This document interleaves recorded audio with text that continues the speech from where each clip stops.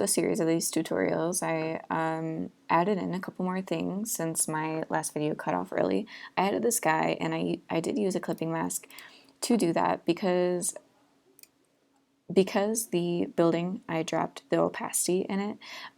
If I were to lay that sky behind the building, it would have been showing the clouds and the blue sky faintly inside of the building, and I didn't really want that, so I did create a clipping mask. I also adjusted the sky to be a bit darker, since this facade makes it look like it's a bit nighttime and the grass is darker, so I kind of match that by going up to image adjustments and going to hue and saturation. But you can play around with the different kind of edits you would like to see for that sky.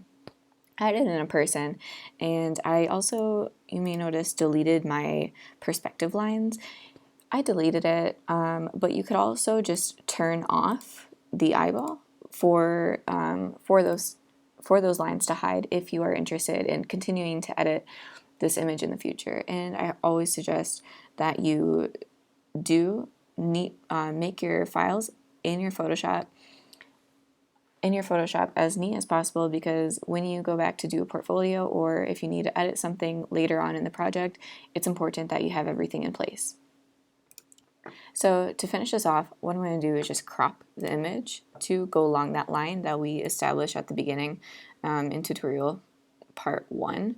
And so I'm gonna crop it to just about right there and see how that looks. It looks pretty good. Everything looks decent for the sake of this tutorial. So now I'm actually gonna go into save it, which I should have been doing during the whole time. So don't forget to save it after every section you move through. All right, I will save it there. After you save it, you can go ahead and export. Quick export as PNG is always my default. And it'll allow you to save it here.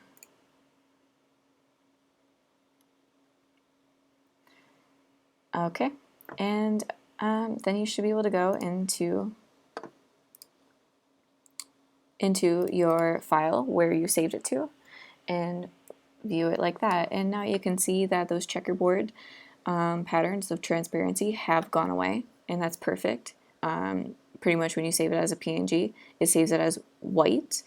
And also what you can notice is that the checkerboard has gone away from the base that we thought was going to be pretty problematic, and it actually turned out to look pretty good.